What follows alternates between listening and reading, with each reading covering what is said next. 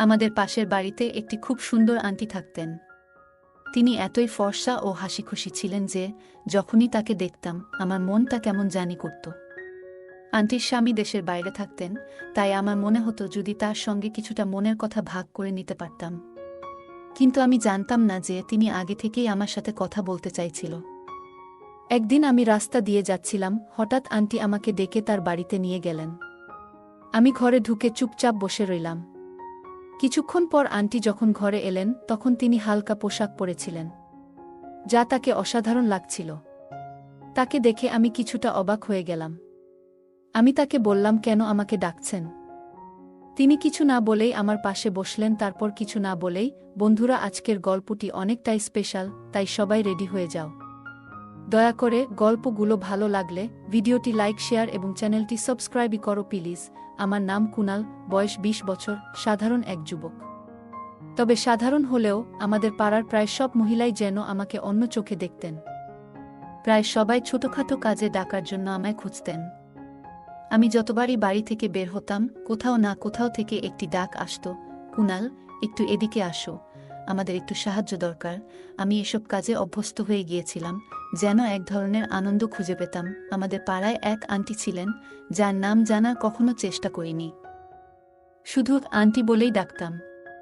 তার স্বামী বেশিরভাগ সময় দেশের বাইরে থাকতেন, আর আন্টি একাই থাকত। মাঝে মাঝে পাড়ার লোকেরা তাকে নিয়ে নানা কথা বলতো, কিন্তু আমি কখনো সেসব নিয়ে মাথা ঘামাতাম না। একদিন দুপুরে যখন আমি বাড়ি থেকে বের হচ্ছিলাম, তখন আন্টি আমাকে ডেকে তার বাড়িতে নিয়ে গেলেন। তার কাছে যাওয়ার আগে আমার মনে একটু দ্বিধা ছিল, তবে ভাবলাম পাড়ার অন্যান্য মহিলারাও তো আমায় প্রায় কাজে ডাকে, আন্টিও হয়তো কিছু জিনিস আনতে বলবেন। আমি যখন তার দরজার কাছে পৌঁছালাম, তিনি হাসি মুখে বললেন, কুনাল, তুমি কি আমার জন্য কাছের দোকান থেকে একটা ডিভিডি আনতে পারবে? প্রথমে আমি অবাক হয়ে গেলাম। ভাবলাম, এই যুগে ডিভিডি কেন? তবে বিষয়টি বেশ মজারও লাগলো। মনে হচ্ছিল সবকিছু যেন একটু অন্যরকম ছিল। আমি ধীরে ধীরে এক অদ্ভুত পরিস্থিতির মধ্যে জড়িয়ে পড়ছিলাম। সন্ধ্যা নামতেই আমি ডিভিডি দোকানের দিকে রওনা হলাম। সেই দোকানটা আমার এক বন্ধুর, তাই মনে হলো হয়তো সে আমাকে একটু সাহায্য করবে। দোকানে পৌঁছে আমি বন্ধুর কাছে ডিভিডি প্লেয়ার চাইলাম। কিছুটা দ্বিধা করার পর সে বলল, ঠিক আছে, তবে একে ফিরিয়ে দেওয়ার দায়িত্ব কিন্তু তোমার। আমি তার শর্ত মেনে নিলাম, কারণ আমি চাইনি যে আন্টিকে হতাশ করতে। ডিভিডি প্লেয়ার নিয়ে যখন আন্টির বাড়িতে পৌঁছালাম, তিনি আমাকে দেখে মৃদু হেসে ধন্যবাদ জানালেন। আন্টির চোখে একটি অদ্ভুত ভাব ছিল, যেন তার কথার পেছনে আরও কিছু লুকিয়ে আছে। আমি যখন ডিভিডি প্লেয়ারটি দরজার কাছে দেওয়ার চেষ্টা করলাম, তিনি বললেন, ভেতরে এসে এটি আমাদের এলসিডির সঙ্গে সেট করে দাও। কারণ আমি এই ব্যাপারটা বুঝি না, আমি এসব কাজে দক্ষ ছিলাম, তাই ভেতরে ঢুকে ডিভিডি প্লেয়ারটি ঠিক করে দেওয়ার সিদ্ধান্ত নিলাম। আন্টির ঘরের পরিবেশ আর তার আচরণ আমাকে এক ধরনের আকর্ষণে জড়িয়ে ফেলেছিল। যখন আমি তার বাড়িতে ঢুকে ডিভিডি প্লেয়ারটি সেট করছিলাম, প্রতিটি মুহূর্তে তার প্রতিক্রিয়া আমার মধ্যে এক অন্যরকম অনুভূতি তৈরি করছিল। চা খেতে খেতেই আমি যখন সিনেমার দিকে তাকালাম, দেখলাম একটি মেয়ে নাচছে। তার নাচ আর সৌন্দর্য আমাকে অবাক করে দিল, যেন সে অন্য কোনো জগতের মেয়ে। চা কখন শেষ হয়ে গেল তা আমি টেরই পেলাম না। ঠিক তখনই আন্টি মৃদু হেসে বললেন, ও আমার মেয়ে আজ একটু অসুস্থ, তাই ঘুমাচ্ছে। আমি অবাক হয়ে গেলাম, কারণ আমি কখনো আন্টির মেয়ের কথা শুনিনি। যখন প্রথমবার তাকে দেখলাম, তার সৌন্দর্য আমাকে মুগ্ধ করে দিল। আমি একটু অজুহাত দেখিয়ে বললাম, আচ্ছা আন্টি, এখন আমি যাই। আন্টি হেসে বললেন, আরে এত তাড়াহুড়ো কেন? চা তো খেলে, এবার একটু বসো। আমি কোনো উত্তর না দিয়ে উঠে বাড়ির দিকে রওনা হলাম। কিন্তু বাড়ি ফিরেও আমার মন পুরোপুরি সেই মেয়েটির ভাবনায় ডুবে গেল। আন্টির মেয়ের চেহারাটা যেন বারবার আমার সামনে ভেসে উঠছিল। আমি ভাবতে লাগলাম, আন্টির মেয়ে এত সুন্দর, তাহলে আগে কখনো তাকে দেখিনি কেন? বাড়ি ফিরে পড়াশোনায় মন দেওয়ার চেষ্টা করছিলাম, কিন্তু বারবার সেই মেয়েটির হাসিমাখা মুখ আর তার সরলতা আমার চিন্তায় ভেসে উঠছিল। আমি বুঝতে পারছিলাম, আন্টির বাড়িতে যাওয়ার মানে শুধু তার সঙ্গে দেখা করা নয়, তার মেয়েরও একটা আকর্ষণ ছিল। পরের দিন যখন আমি বাইরে যাচ্ছিলাম, হঠাৎ আন্টির কথা মনে পড়ল। আমি জানতাম না কবে আবার তার সঙ্গে বা তার মেয়ের সঙ্গে দেখা হবে, কিন্তু এক জিনিস নিশ্চিত ছিল, এবার আমি আরও বেশি উৎসাহী হয়ে পড়েছিলাম তার বাড়িতে যাওয়ার জন্য। এটা শুধু তার কাজ করার কথা নয়, বরং একটা অদৃশ্য টান ছিল যা আমাকে তার দিকে নিয়ে যাচ্ছিল। তখনই মনে পড়ল, ডিভিডি প্লেয়ারটি ফেরত নিয়ে আসতে হবে। সেটাই অজুহাত করে আবার আন্টির বাড়িতে গেলাম। আন্টি আমাকে দরজার কাছেই ডিভিডি প্লেয়ারটি দিয়ে দিলেন এবং ভেতরে আসতে বললেন না। আমি কিছুটা হতাশ হয়ে গেলাম, কারণ হয়তো অপেক্ষা করছিলাম কখন আবার তার বাড়িতে ঢোকার সুযোগ পাব এবং সেই সুন্দরী মেয়েটিকে দেখতে পাব। অবশেষে কয়েকদিন পরে আবার আন্টি আমাকে ডাকলেন, বাবা, আমাদের মেশিনটা ঠিকভাবে কাজ করছে না, একটু দেখে দাও তো। আমি তৎক্ষণাৎ তার বাড়িতে গেলাম। মেশিনটি পরীক্ষা করে দেখলাম ভেতরে একটি কাপড় আটকে আছে।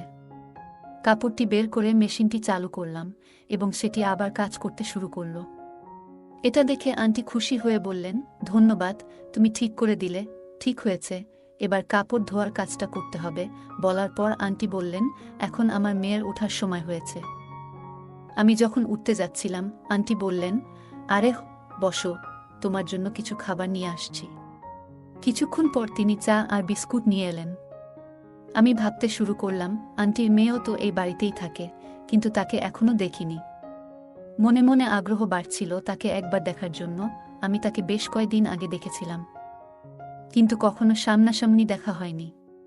ভাবছিলাম, যখন আন্টি এত সুন্দর, তার মেয়ে তো আরও সুন্দর হবে। তখনই আন্টি বললেন, তুমি একটু বসো, আমার মেয়েটা এই আসবে, তোমার সঙ্গে আলাপ করিয়ে দেব। ঠিক সেই সময় তার মেয়ে ঘর থেকে বেরিয়ে এলো। সম্ভবত সে জানত না যে আমি এখানে আছি, তাই কোনো ওড়না ছাড়াই বেরিয়ে এলো। তাকে দেখে আমার চোখ বড় হয়ে গেল, যেন এক পরী আমার সামনে দাঁড়িয়ে আছে। তার ভেজা চুল দেখে মনে হলো সে এখনই স্নান করে এসেছে। সে একটি গোলাপি রঙের পোশাক পরেছিল, যা তাকে একেবারে অপ্সরার মতো লাগাচ্ছিল। আমি তাড়াতাড়ি উঠে দাঁড়ালাম। আন্টি তার মেয়েকে বললেন, এটা আমাদের প্রতিবেশী কুনাল, খুব ভালো ছেলে, অনেক কাজে সাহায্য করে আমাকে। এটা শুনে তার মেয়ে আমাকে একটু দেখে নিল এবং আবার নিজের ঘরে চলে গেল। আন্টি বললেন, ও অপরিচিতদের সঙ্গে বেশি কথা বলে না, ছোট বয়সেই অনেক কষ্ট পেয়েছে ও। এরপর কথায় কথায় আমি তার স্বামীর কথা জানতে চাইলাম। এই প্রশ্নে তিনি কিছুটা অস্বস্তি বোধ করলেন, একটা দীর্ঘশ্বাস নিলেন, তারপর বললেন, উনি গত 10 বছর ধরে বিদেশে আছেন, তবে কখনো আর ফিরে আসেননি। উনি প্রতি সপ্তাহে টাকা পাঠান, তাই আমাদের কোনো কিছুর অভাব হয় না। আন্টি বলতে শুরু করলেন, তবে আমার একটাই মেয়ে আর আমার স্বামীও বিদেশে আছেন, তাই বাড়িতে একজন পুরুষের উপস্থিতি সবসময় মিস করি। যদি আমাদের বাড়িতে এমন একজন থাকত যে সব বাইরের কাজগুলো করে দিত। তার কথাগুলো বলার সময় মুখে এক ধরনের অসহায়ত্ব দেখা যাচ্ছিল। কেন জানি না, সেই মুহূর্তে তার জন্য আমার মনে খুব মমতা জন্মালো। তাই আমি বললাম, আপনি চিন্তা করবেন না, যখনই কোনো কাজের দরকার হবে আমাকে ডেকে নেবেন। আমি সবসময় সাহায্য করতে প্রস্তুত। আমার প্রচুর সময় আছে, আমাকে আপনি নিজের মতোই ভাবতে পারেন। আমার কথায় আন্টি খুব খুশি হলেন। এরপর থেকে আমি প্রায়ই আন্টির বাড়ির আশেপাশে ঘোরাঘুরি করতে শুরু করলাম, আর তিনিও বাইরে এসে দাঁড়াতেন। যখনই তিনি আমাকে দেখতেন তখনই বলতেন, কুনাল, একটু এদিকে এসো, আমাকে আটা এনে দাও, বা একটু দুধ নিয়ে আসবে। আমি সবসময় দ্রুত তার কাজগুলো করে দিতাম। একদিন আন্টি আমাকে ডেকে বললেন, কুনাল, একটু বাজার থেকে সবজি নিয়ে আসো, মেয়ের জন্য বিশেষ কিছু রান্না করতে ইচ্ছা করছে। আমি তৎক্ষণাৎ বাজারে গেলাম। সবজি নিয়ে ফিরে আসার সময় দেখলাম তার মেয়ে রান্নাঘরে ছিল। সে চুপচাপ রান্না করছিল, তার প্রতিটি কাজ খুব যত্নশীল আর শান্তভাবে করছিল। আমাকে দেখে হালকা একটা হাসি দিল, যা আমার মন ছুঁয়ে গেল। সে খুবই কম কথা বলতো, কিন্তু তার চোখগুলো যেন অনেক কিছু বলে দিত। একদিন আমি যখন আন্টির বাড়িতে গেলাম, তিনি আমাকে চায়ের জন্য ডেকে নিলেন। বললেন, কুনাল, আজ তোমার জন্য বিশেষ চা তৈরি করেছি, এসো বসো। আমি তার সঙ্গে বসলাম এবং আমরা নানা বিষয়ে গল্প করতে থাকলাম। আন্টি এখন তার পরিবার এবং নিজের জীবনের গল্প বলতে শুরু করলেন। তিনি জানালেন তার মেয়ের নাম তানিয়া, আর সে তার বাবার খুব কাছের ছিল। যখন তার বাবা বিদেশে চলে গেলেন, তখন তানিয়া তাকে অনেক মিস করত এবং ধীরে ধীরে নিজেকে গুটিয়ে নিতে শুরু করল। আন্টির কথা শুনে তানিয়ার প্রতি আমার সহানুভূতি আরও বাড়ল। আমি তার জীবনের কঠিন সময়গুলো বোঝার চেষ্টা করছিলাম। একদিন আমি তাদের বাড়ির সামনে দিয়ে যাচ্ছিলাম, তখন এক মিষ্টি কণ্ঠ আমাকে ডাকল, কুনাল, একটু এখানে আসবে। আমি তাকিয়ে দেখি সেই ডাক তানিয়া দিয়েছিল। আমি তার কাছে দৌড়ে গেলাম। তানিয়া বলল, আজ মা অসুস্থ, তাই দয়া করে একটু দুধ নিয়ে আসতে পারবে? এটা শুনে আমি তৎক্ষণাৎ দোকানে গিয়ে দুধ কিনে আনলাম। বাড়িতে ফিরে দরজায় টোকা দিলাম। তানিয়া দরজা খুলল। আমি বললাম, দুধ নিয়ে এলাম, এই নাও। তখন তানিয়া একটু হেসে বলল, দয়া করে ভিতরে এসে দুধটা হাতে দিয়ে যাও। আমি ভেতরে ঢুকলাম, তারপর সে বলল, মায়ের পাশে একটু বসে থাকো। আমি আন্টির ঘরে গিয়ে দেখি তিনি বিশ্রাম নিচ্ছেন। কিছুক্ষণ পর তানিয়া আমাকে জিজ্ঞেস করল, কুনাল, চা খাবে? তার স্বরে এমন কিছু ছিল যার কারণে আমার মুখ থেকে শুধু কি শব্দটি বেরোল, কারণ আমি কিছুটা নার্ভাস ছিলাম। তবে তার মুখে একটা অদ্ভুত হাসি ছিল যার মানে আমি বুঝতে পারলাম না। কিছুক্ষণ পর সে চা নিয়ে ঘরে ঢুকল এবং বলল, আমার মা তোমার অনেক প্রশংসা করছিলেন। তুমি আসলে কি করো?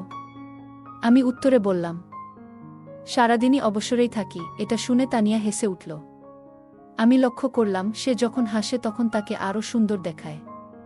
তারপর হঠাৎ তার মুখটা একটু বিষণ্ণ হয়ে গেল। আমি চা খাওয়ার সময় আমি ভাবিনি যে ও এতটা কাছে এসে বসবে। ও হঠাৎ আমার হাতটা ধরল এবং বলল, কুনাল, তুমি কাজ কেন করো না? তার এই কথায় আমার চোখে পানি চলে এলো।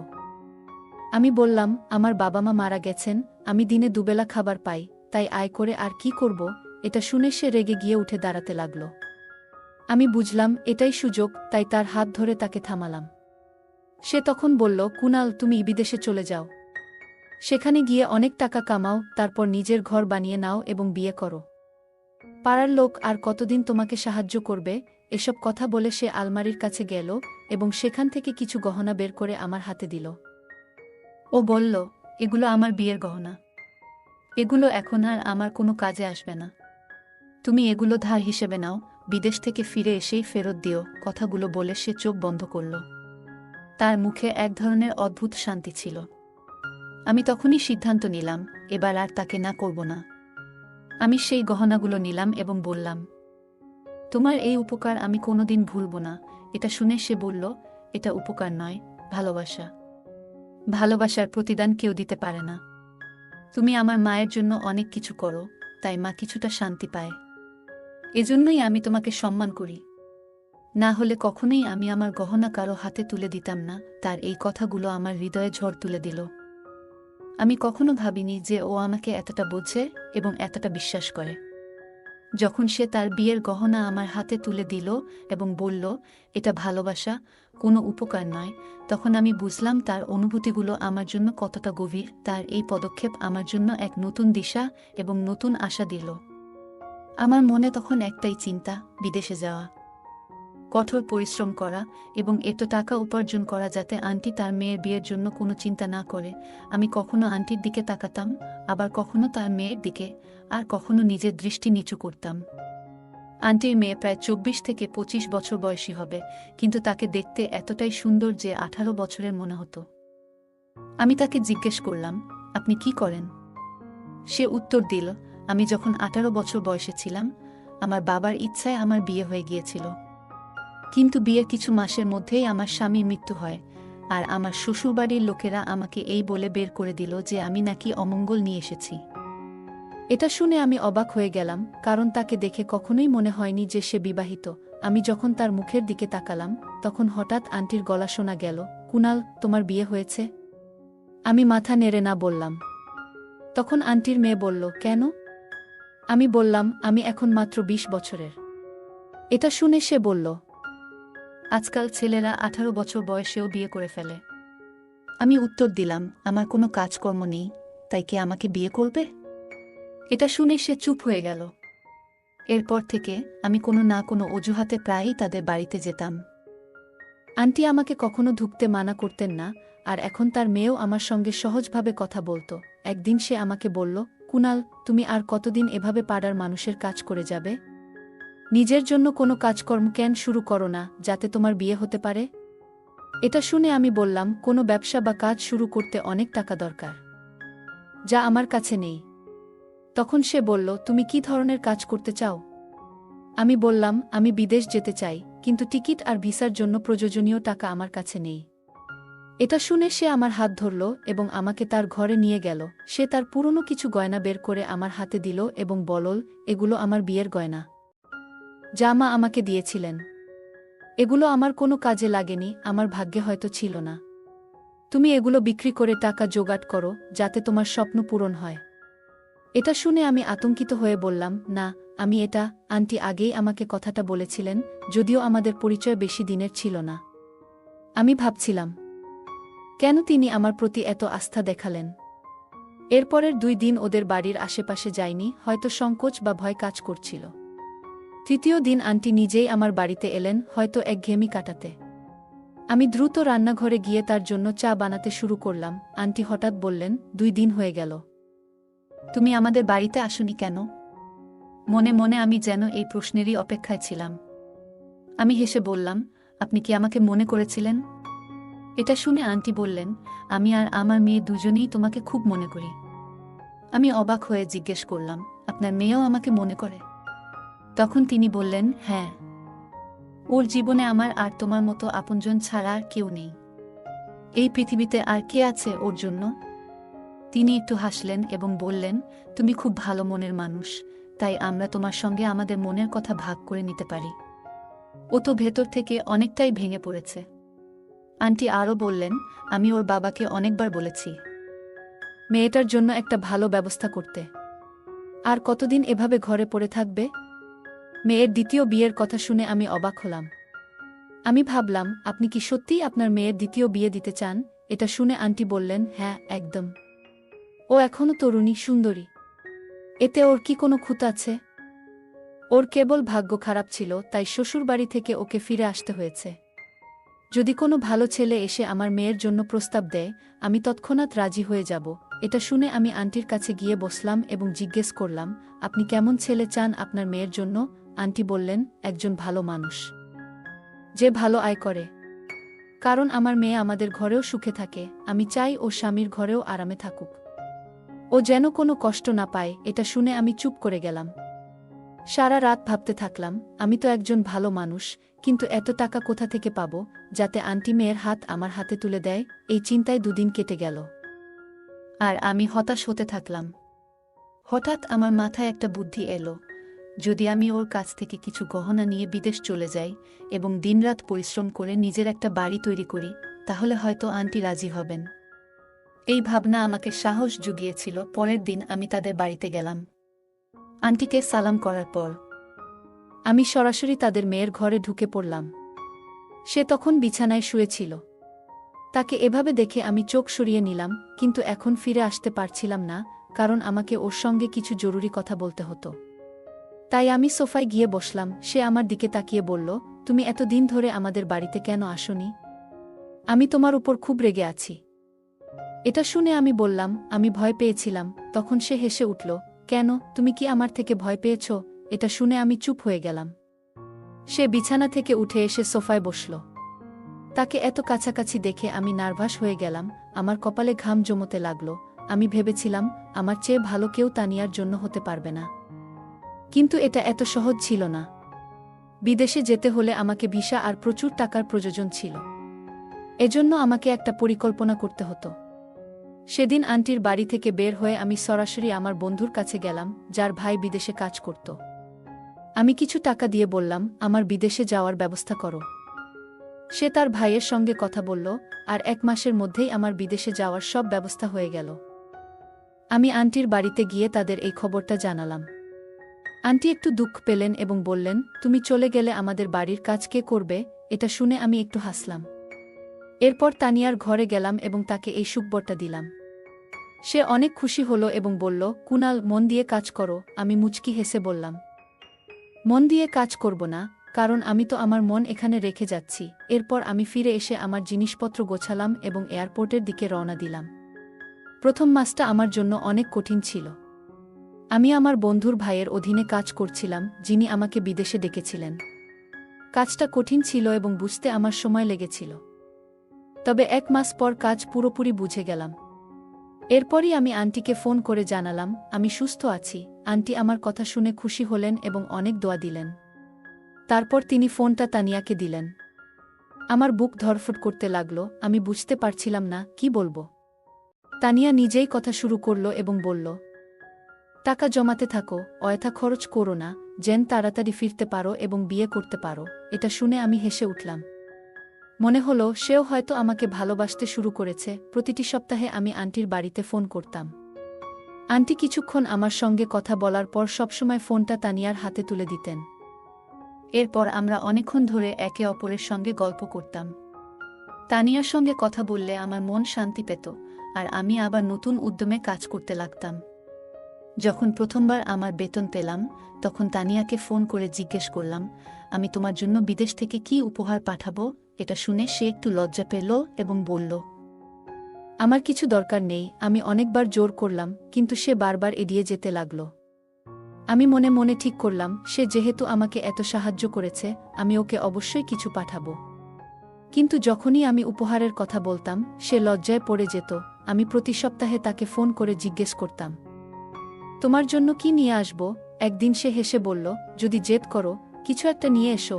আমি হেসে বললাম, আমারও একটা শর্ত আছে, যা ফিরে এসে জানাবো। সে চুপ হয়ে গেল। 2 বছর কেটে গেল।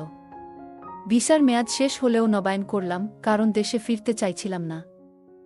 আমার লক্ষ্য ছিল যথেষ্ট টাকা জমা করা। ব্যাংক ব্যালেন্স ভালো হলেও মন সন্তুষ্ট ছিল না। ভাবতাম তানিয়াকে উপহার দিয়ে বলবো, কত পরিশ্রম করেছি সব তোমার জন্যে। একদিন কাজ পর্যালোচনা করে দেখলাম সব প্রজেক্ট শেষ করেছি। বসকে বেতন বাড়ানোর কথা বললে তারপর সব কিছু দেখে তিনি পদোন্নতি দিলেন, যা আমাকে আরও অনুপ্রাণিত করল। এরপর দেশে ফিরে আন্টির সঙ্গে দেখা করলাম। তিনি খুব খুশি হলেন। আন্টি আমাকে দেখে খুশি হয়ে গলা জড়িয়ে ধরলেন ও বললেন, তুমি তো আরও তরুণ ও সুন্দর হয়ে গেছ। আমি তার সঙ্গে বসে বললাম, আমি আপনার মেয়েকে বিয়ে করতে চাই। তিনি অবাক হলেও আপত্তি করেননি। কিন্তু মন ভেঙে গেল যখন তার মেয়ে বলল, কুনাল, তুমি আমার চেয়ে অনেক ছোট, এবং বিয়ের প্রস্তাব প্রত্যাখ্যান করল। আমি উপহার বের করে দিলাম, তারা খুশি মনে নিল। এরপর পকেট থেকে টাকা বের করে তানিয়াকে দিলাম, যা সে আগে আমাকে দিয়েছিল। সে চুপচাপ টাকা নিয়ে আলমারিতে রেখে দিল। আমি বিদায় নিয়ে বাড়ি ফিরলাম। মন চাইছিল পরের দিনই আমেরিকায় চলে যাই, কারণ এখানে আর কেউ নেই। রাতে খেতে ইচ্ছা করছিল না, তাই শুয়ে পড়লাম। সকালে পাড়ার লোকজন বলল, তোমার তো অনেক ভালো ভাগ্য। কিন্তু ভেতরে ভেঙে পড়েছিলাম। 1 সপ্তাহের ছুটি নিয়ে এলেও দ্রুত ফেরার টিকিট কাটলাম। যাওয়ার আগে শেষ চেষ্টা হিসেবে আন্টির কাছে গিয়ে বললাম, আপনার মেয়েকে রাজি করাতে পারলে সে আমার সঙ্গে সুখে থাকবে। অবশেষে তানিয়া আমাদের কথা মেনে নিল। এবার আমার আনন্দের সীমা ছিল না। আমাদের বিয়ে হলো, এবং আমি আমার ভালোবাসাকে সঙ্গে নিয়ে বিদেশে ফিরে এলাম। এখন আমার একটি ভালো চাকরি, নিজের একটি ঘর, এবং আমাদের 3টি সন্তান রয়েছে। আমরা এখন সুখে শান্তিতে আমাদের জীবন কাটাচ্ছি। গল্পটা কেমন লাগলো জানাতে ভুলবে না। আরও মজার মজার রোমান্টিক গল্প শুনতে চাইলে ভিডিওটি লাইক, শেয়ার এবং চ্যানেলটি সাবস্ক্রাইব করতে এবং বেল আইকনটি ক্লিক করতে ভুলবে না। ধন্যবাদ।